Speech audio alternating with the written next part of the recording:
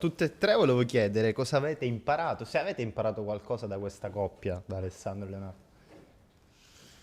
Tante cose, Tante, tante tantissime, sì. cose. Vai tu Gea, che Ma ti vedo bella. io, cioè, proprio la comicità, partiamo dalle basi, no?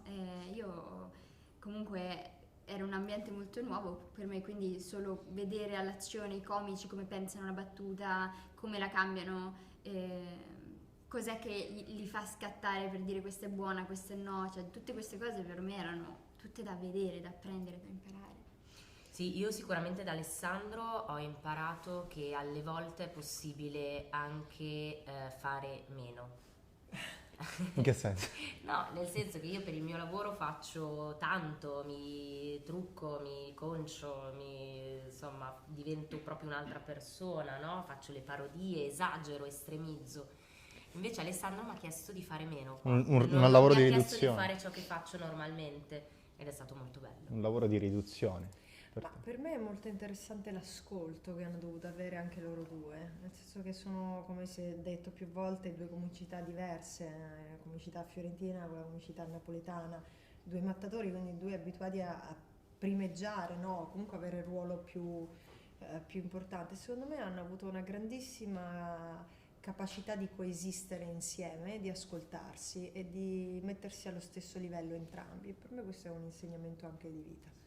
La cosa che mi ha colpito è che c'è in questo contesto del film molta tensione, a volte anche mistero, cioè c'è un po' di thriller in questa commedia. Come avete lavorato con Alessandro su questo, con la sua regia?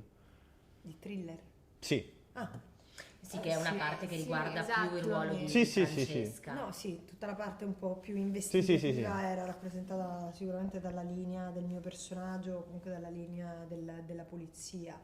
Beh, ha diviso bene le situazioni, nel senso che quelle più investigative, più serie erano messe da una parte e poi all'interno c'erano dei momenti di commedia che però non riguardavano la parte investigativa, quindi questo ha dato sicuramente valore anche a quell'aspetto là, perché se fai tutto in commedia, insomma, diventa poi anche meno credibile tutto il resto.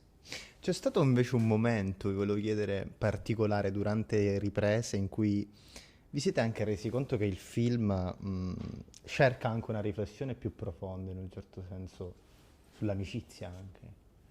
Sì, sì. Vuoi... Ma secondo me ci sono vari momenti, cioè è stato molto bello, collegandosi anche a quello che ha detto Francesca, è stato proprio il fatto che gli elementi più seriosi, anche di thriller, riescono a fuoriuscire in modo organico dalla commedia. E ci sono tanti temi, secondo me, l'amicizia, la famiglia allargata, l'ecoansia, di cui si è trattato, ma non per mettere tutto in un calderone, ma proprio perché erano temi attuali e c'entravano ed erano necessari alla storia e in qualche modo hanno trovato il loro spazio. E poi la vita è un po' così, no? Esatto, sì, Tanto sì. c'è Se non si Pieraccioni di parla là che solo sta di... gridando, è inutile che È fate finta lui, di niente. Cioè, è lui. ha Adesso ci detto. andiamo, adesso ci penso io. No, e invece un'altra cosa che volevo chiedervi, qual è il vostro rapporto da spettatori con la commedia di oggi, anche italiana? di oggi. Sì, Ma io sono un amante della commedia, nel senso che a me piace il cinema in generale, come mi piacciono le fiction, è un mio momento per rilassarmi e in base alle mie giornate scelgo se guardare una commedia o una cosa più impegnativa. La comicità di Leonardo e di Alessandro è una comicità che ho sempre apprezzato negli anni, quindi il fatto che si siano uniti già secondo me è fa parte dell'attualità, perché questa cosa non era mai infatti, successo prima, non era mai successa prima. per voi?